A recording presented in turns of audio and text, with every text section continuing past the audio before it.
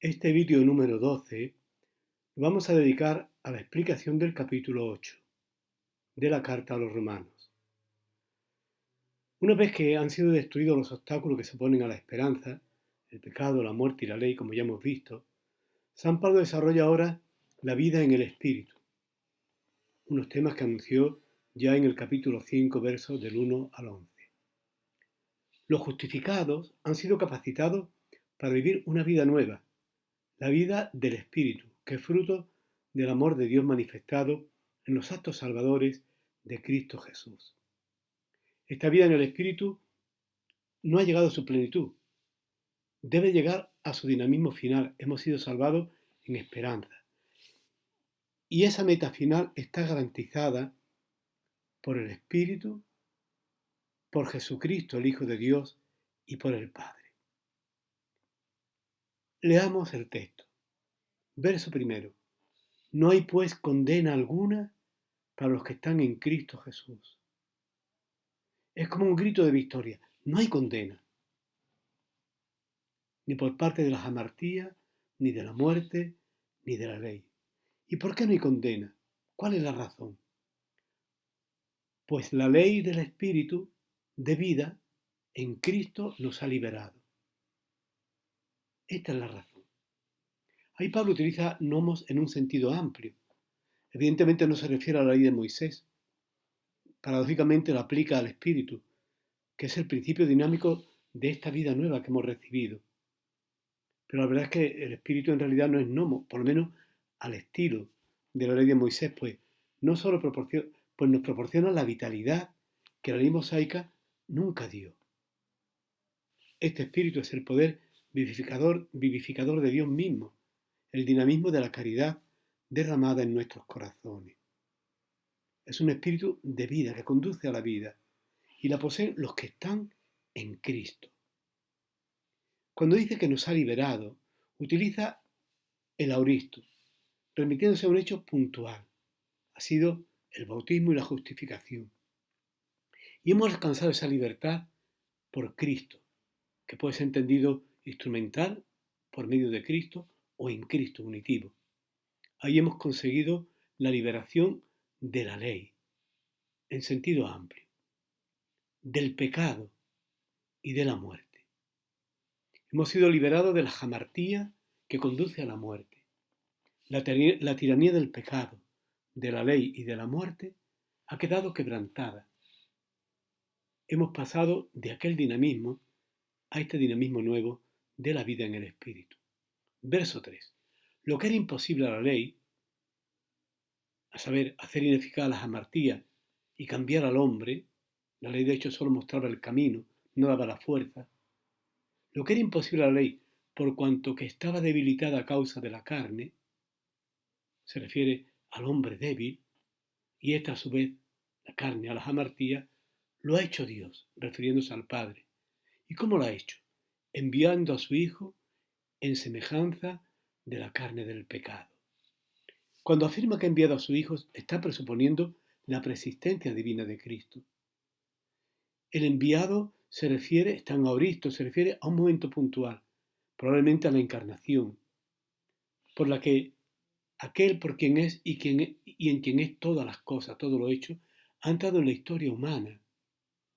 Dice a su propio Hijo, de una manera más enfática que la fórmula estereotipada al Hijo de Dios, poniendo de relieve el origen divino de la tarea que debe llevar a cabo el Hijo en estrecha relación con Dios Padre.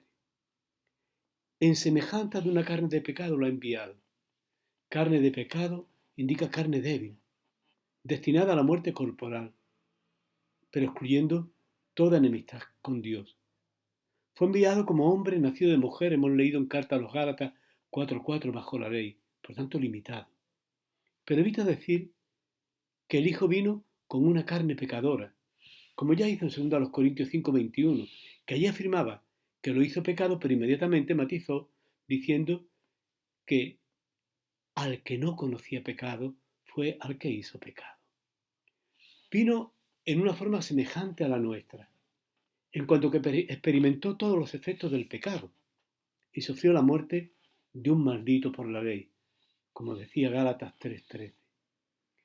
Vino en semejanza de carne de pecado y en orden al pecado, para condenar al pecado en la carne, se entiende de Cristo crucificado.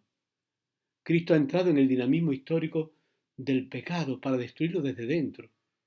Ha asumido todo lo que era compatible con su condición de hijo.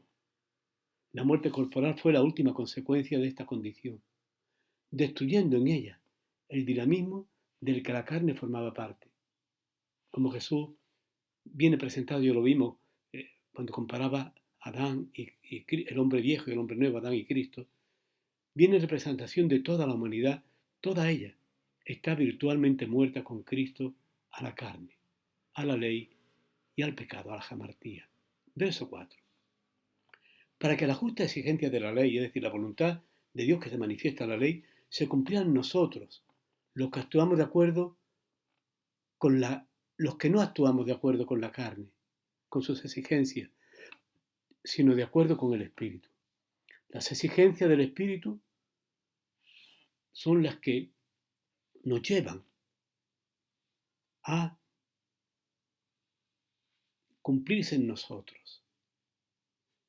La ley, pues, está inserta en el dinamismo del Espíritu y entonces tiene valor. En el Espíritu se puede realizar las exigencias que la ley proponía, manifestaba. Verso 5.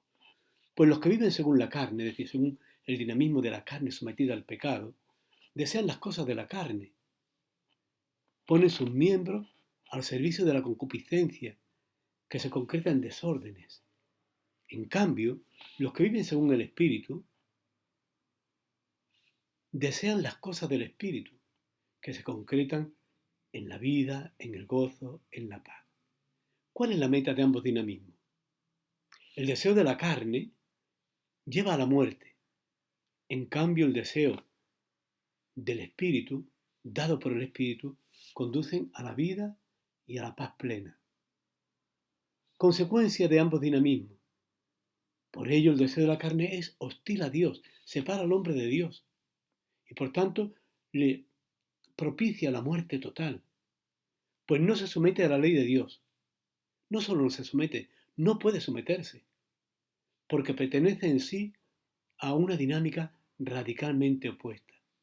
Por ello, dice Pablo, iniciando el versículo 8, los que están en la carne no pueden agradar a Dios. Pablo pasa a aplicar esto a los cristianos, pero vosotros no estáis en la carne, sino en el Espíritu, si es que el Espíritu de Dios habita en vosotros. Si el Espíritu que procede de Dios habita en nosotros. Esta es la condición esencial. En cambio, si alguien no posee el Espíritu de Cristo, ese no es de Cristo. Pablo intercambia el Espíritu de Dios, el Espíritu de Cristo y a Cristo, cuando intenta explicar la polifacética realidad de la experiencia cristiana de participación en la vida divina. El Espíritu de Cristo que recibimos a través de la humanidad glorificada de Cristo, a Él se refiere.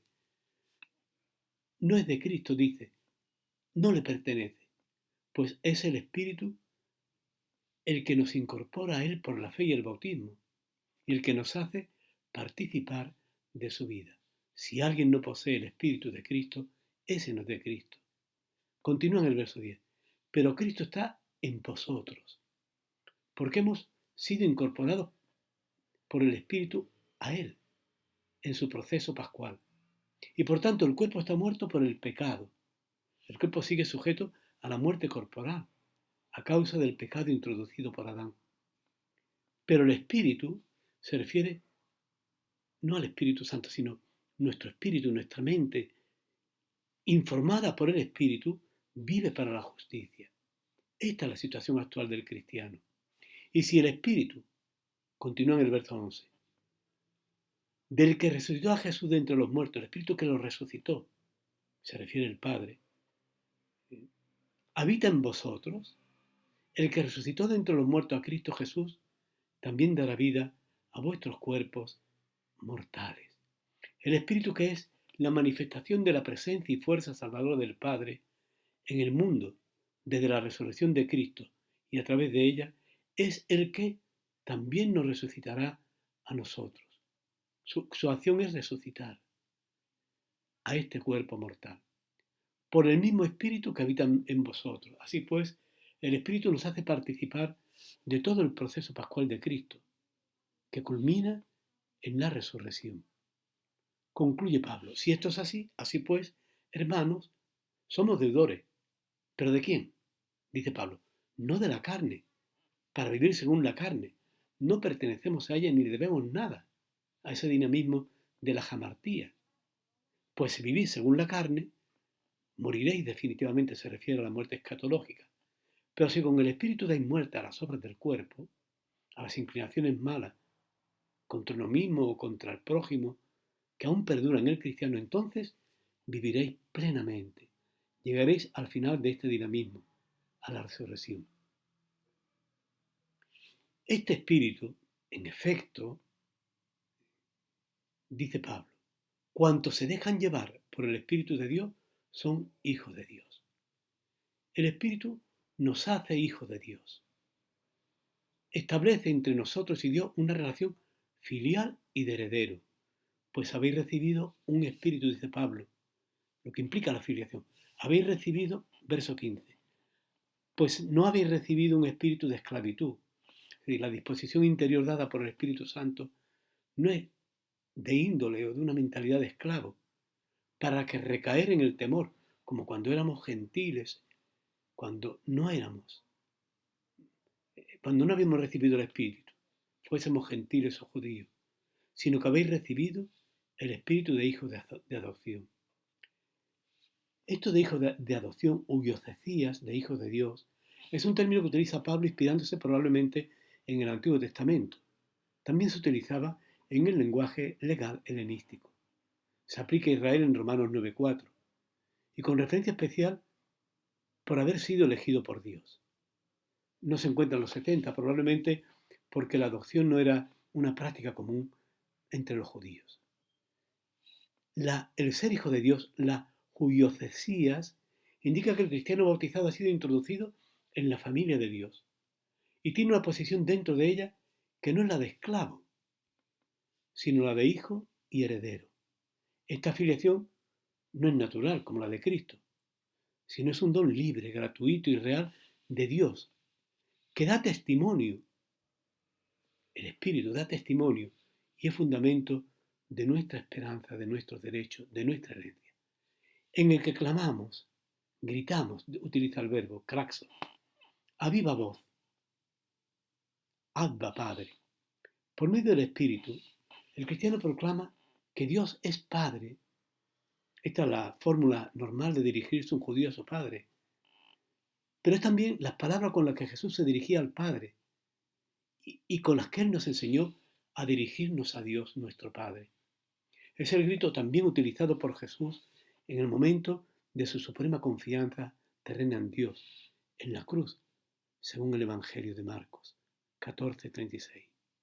Este mismo Espíritu da testimonio a nuestro espíritu de que somos hijos de Dios. Testimonia junto con nosotros nuestra condición de hijo. El grito de nuestro espíritu proviene del Espíritu Santo. Este no puede inducir a mentir, a proclamar algo falso. De esta forma testifica nuestra realidad. Somos verdaderamente hijos de Dios. Y porque somos hijos, y si hijos, continúa el versículo, también herederos, herederos de Dios y coherederos con Cristo. Somos herederos de la promesa hecha a Abraham y realizada en Cristo, como vimos en Gálatas. Somos herederos de Dios Padre, autor de esa promesa hecha a Abraham y realizada en Cristo. Somos coherederos de la gloria de Cristo. Esto es otra forma de presentar el cumplimiento de la esperanza, la salvación escatológica como participación en la herencia de Cristo, participación en su gloria. De modo, dice Pablo, que si sufrimos con Él, seremos también glorificados con Él. Si entramos en el dinamismo de su vida, culminaremos en la gloria pascual. Esta realidad es lo que da sentido a nuestra vida. Dice en el verso 18, pues considero que los sufrimientos de ahora no pueden compararse con la gloria que un día se nos manifestará. Y hay 4 argumentos a favor de la certeza de esta herencia. En primer lugar cita Pablo la aspiración de todo lo creado, en los versos 19 al 22. La creación que fue sometida al hombre por Dios también fue solidaria de su destino. Por eso ahora sufre las consecuencias del pecado en el mundo. El hombre pecador obra en y por la creación, a la que hace participar de su desorden, rompiendo la ordenación de la creación a su propio fin y la armonía en ella. Todo esto se concreta en abusos y situaciones injustas. Pablo personifica la creación y la presenta gimiendo. Es verdad que su dolor no es de agonía, no es de muerte, sino de alumbrar una vida de parto. La creación está asociada al mal del hombre, pero también lo estará a su glorificación. Así lo afirma Pablo en el verso 19, porque la creación, todo lo creado menos el hombre, expectante, impacientemente, está aguardando la manifestación gloriosa de los hijos de Dios. Y lo explica. Verso 20. En efecto, la creación fue sometida a la frustración no por su voluntad, sino por aquel que la sometió. La creación fue sometida a la vanidad, que es personificación del influjo de la jamartía sobre la creación. Por medio del hombre pecador fue sometida. Desviada de su propio fin, se convierte la creación en vanidad. Está vacía de sentido. No sabemos si Pablo ahí alude a algún tipo de ideología. De hecho, él, tanto en Hechos 15:15 como en Romanos 1:23-25, señala que el hombre, en vez de glorificar a Dios por la creación, la consideró como algo absoluto, pero no le concedió la felicidad que promete. El pecado del hombre no implica cambio alguno, evidentemente, en la constitución del mundo material, pero sí la sometió. Este sometimiento no es algo exigido por ella. Dios, según Génesis 1:18, la hizo solidaria del bien y del mal del hombre. Pero fue sometida no definitivamente, con la esperanza de que la creación misma sería liberada de la esclavitud, de la corrupción impuesta por el hombre, para entrar en la gloriosa libertad de los hijos de Dios. Verso 22. Porque sabemos que hasta hoy toda la creación está gimiendo y sufre dolores de parto. Pero también es garantía nuestros propios gemidos, que los desarrollan los versículos 23 al 25. Afirma Pablo, y no solo eso, sino que también nosotros, que poseemos las primicias del Espíritu, gemimos en nuestro interior, aguardando la acción filial, la redención de nuestro cuerpo. Hemos recibido las primicias del Espíritu, son prenda, garantía de lo que ha de venir. Con la redención de nuestro cuerpo llegaremos a la plenitud de estas primicias que hemos recibido hoy. Y explica Pablo en el verso 24, pues hemos sido salvados en esperanza. Un hecho puntual, hemos sido salvados, un hecho pasado, donde recibimos las primicias del Espíritu, pero no lo hemos alcanzado plenamente. Por esto hemos salvado en esperanza, algo esencial a la vida cristiana. El segundo testimonio del destino cristiano es la esperanza que tenemos en Él. Y una esperanza que se ve, continúa Pablo en el verso 24, no es esperanza. Efectivamente, ¿cómo va a esperar uno algo que ve? Pero si esperamos lo que no vemos, aguardamos con perseverancia. La esperanza permite al cristiano soportar los sufrimientos del presente, 8:18, y la convierte en testigo ante el mundo de una fe viva en la resurrección. También nos lo garantiza el tercer testimonio, la voz del Espíritu. Verso 26. Del mismo modo, el Espíritu acude en ayuda de nuestra debilidad, pues nosotros no sabemos pedir lo que conviene. Este es el tercer testimonio sobre la nueva vida y el destino glorioso que nos aguarda a los cristianos.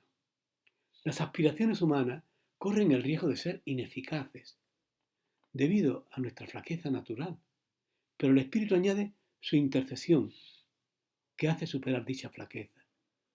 El Espíritu, como dice San Pablo, nos ayuda a orar, suspirando la glorificación. Si nos hace desear la glorificación, es porque podemos alcanzarla. De lo contrario, el Espíritu nos haría desear algo imposible. Ese mismo Espíritu intercede, superintercede, dice el texto. No solo nos hace orar, ora con nosotros, ora por nosotros, con gemidos inefables, intraducible en palabras. Evidentemente Pablo ahí no está aludiendo solo, ni principalmente a la glosolalia o oraciones extraordinarias. Sería restringir su pensamiento. El Espíritu está, diríamos, en el oleaje de fondo que eleva al cristiano y le empuja en un deseo irresistible de los bienes sobrenaturales, de la plena posesión de Dios. Esta oración es entendida y oída por Dios. Lo dice así Pablo, verso 27. Y el que escruta los corazones, Dios, sabe cuál es el deseo del Espíritu, lo entiende, y que intercede por los santos, por los cristianos, según la voluntad de Dios. Es Dios el que escruta los corazones. Y Él conoce cuál es el deseo del Espíritu, que nosotros a veces no llegamos ni a comprender, pero que Dios mismo comprende. Y reconoce que tal oración está hecha sostenida con la asistencia del Espíritu Santo. Él sabe que el Espíritu intercede por los santos y que lo hace según Dios, es decir, de acuerdo con el plan de Dios, según su voluntad. Un plan de Dios que se esboza a continuación brevemente, en los versículos 28 al 30. Comienza en el versículo 28 con una afirmación general. Por otra parte, sabemos, por la fe se entiende, que a los que aman a Dios, todo les sirve para el bien, a los cuales ha llamado conforme a su designio. Todo sirve para su bien, aunque de momento no sepamos qué bien concreto se sigue de cada acontecimiento. Él nos ha llamado conforme a su designio para concedernos un don. Pablo se refiere, evidentemente aquí, a los cristianos como grupo, a los miembros de la Iglesia. Su situación en la Iglesia es fruto del plan de Dios, que no puede fallar, al que los ha insertado gratuitamente. A los que ha llamado conforme a su designio, dice Pablo, no debe entenderse esto de designio restrictivamente, como si estuviese referido solo a unos pocos cristianos predestinados, entre comillas. La aplicación de este texto a la predestinación individual solo aparece con la interpretación hecha por San Agustín. El punto de vista de Pablo es más bien colectivo. No hay que olvidar que la frase es complemento de los que le aman, de los que aman a Dios, todo les sirve para el bien. Y lo explica Pablo. Verso 29. Porque a los que había conocido de antemano, los predestinó a reproducir la imagen de su Hijo. Pablo subraya la anticipación divina en el proceso de salvación. Los había conocido de antemano. La predestinación gratuita a reproducir la imagen de su Hijo, a tener su misma condición. Recordáis Filipenses 2.5, entre vosotros tener los sentimientos propios de una vida en Cristo Jesús. Allí se nos indicaba participar de su proceso pascual, que culmina en la resurrección. Los predestinó a reproducir la imagen de su Hijo, y continúa Pablo, para que Él fuera el primogénito entre muchos hermanos. Verso 30. Y a los que predestinó, los llamó. Y a los que llamó, los justificó. Y a los que justificó, los glorificó. Los justificó por la fe y el bautismo. Jesús es el primogénito, el primero de una serie, con causalidad sobre ella. Así aparece también en primera carta a los Corintios 15:20 o en Colosenses 1:15 y 18. Cristo es el primer miembro de la familia de hijos de Dios. A los que Él llamó, con vocación a la fe cristiana, los llamó a configurarse con Cristo. Y dice Pablo, los glorificó. La verdad es que se debería de decir, o esperaríamos que dijese, los glorificará, pero Pablo escribe en pasado para presentar el acto como ya hecho, para acentuar que por parte de Dios estaremos glorificados, no hay dificultad. El plan de Dios, que incluye llamada, elección, predestinación y justificación, va encaminado a un destino final de gloria para todos aquellos que creen en Cristo Jesús y se dejan conducir por el Espíritu. Pablo concluye diciendo que también es garantía el amor del Padre. Y concluye en un pasaje retórico, probablemente un himno, al que dedica los versículos 31 al 39. Dice Pablo, es un himno acerca del amor de Dios, que viene caracterizado este himno por un lenguaje muy emotivo y de estilo rítmico. Dice Pablo, verso 31, después de esto, ¿qué diremos? Es decir, ¿qué conclusión podemos sacar de todo lo expuesto? Si Dios está con nosotros, ¿quién estará contra nosotros? El que no se reservó a su propio Hijo, sino lo entregó por todos nosotros, ¿cómo no nos dará todo con él? Como habéis oído, Pablo usa una terminología propia de los tribunales de justicia. ¿Quién puede estar contra nosotros para ponernos un dinamismo que malogre el plan de Dios que ha optado de una manera tan clara y definitiva por nosotros? Dios que no se reservó a su propio Hijo, probablemente aludiendo a Abraham, que no se reservó a su hijo Isaac, Génesis 22, 12, 16. Si ha hecho eso, lo más grande, no reservarse a su hijo, entregarlo por nosotros, que es la máxima expresión de su amor. Tanto amó Dios al mundo, que entregó a su Hijo único. Dice el apóstol, ¿cómo no nos dará todo por gracia con Él? ¿Quién nos va a acusar? A los elegidos de Dios. Dios. Pero si Dios nos justifica, ¿quién nos va a acusar? Para que fracase nuestra esperanza en el plan de Dios. Nadie. Dios no puede ser. Él está de nuestra parte y nos justifica. Por tanto, Dios no puede ser. ¿Quién condenará? ¿Cristo Jesús? Imposible.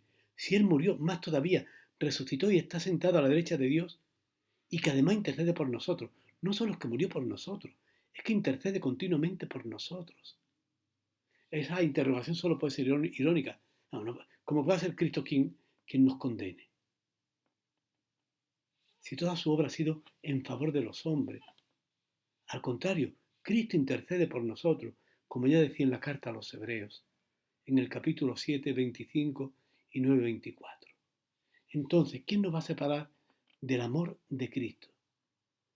Del amor que Cristo nos tiene a nosotros. La tribulación, la angustia, la persecución, el hambre, la desnudez, el peligro, la espada. Como está escrito, por tu causa nos degüellan cada día, nos tratan como ovejas de matanza. Ningún peligro ni aflicción de la vida pueden hacer que el verdadero cristiano olvide el amor de Cristo, manifestado en su muerte y resurrección. Cita Pablo ahí el Salmo 44, 23. La tribulación no es prueba de que Dios no nos ama. Más bien son signos de su amor. Dice Pablo, concluye el verso 37, pero en todo esto vencemos de sobra gracias a aquel que nos ha amado. ¿A quién se refiere este aquel? Puede referirse a Cristo, como en 8:35, o a Dios, como afirma en 5:5-8. Pues estoy convencido, verso 38, de que ni muerte, ni vida, ni ángeles, ni principados, ni presente, ni futuro, ni potencia, ni altura, ni profundidad, ni ninguna otra criatura podrá apartarnos del amor de Dios, manifestado definitivamente en Cristo Jesús, Señor nuestro. El texto se refiere, como veis, a espíritus de rango diferente. No está claro si son buenos o malos, pero en cualquier caso son espíritus que no pueden separarnos del amor de Dios. También parece que se refiere en otro momento a fuerzas que los pueblos antiguos consideraban hostiles a los seres humanos, probablemente usando términos de la astrología antigua, pero tampoco estas fuerzas pueden separar a los cristianos de este amor divino. El amor de Dios, manifestado en Cristo, es la base inconmovible de la vida y de la esperanza cristiana. Este final sintetiza el tema de la sesión. Capítulo 8. ¡Qué maravilla!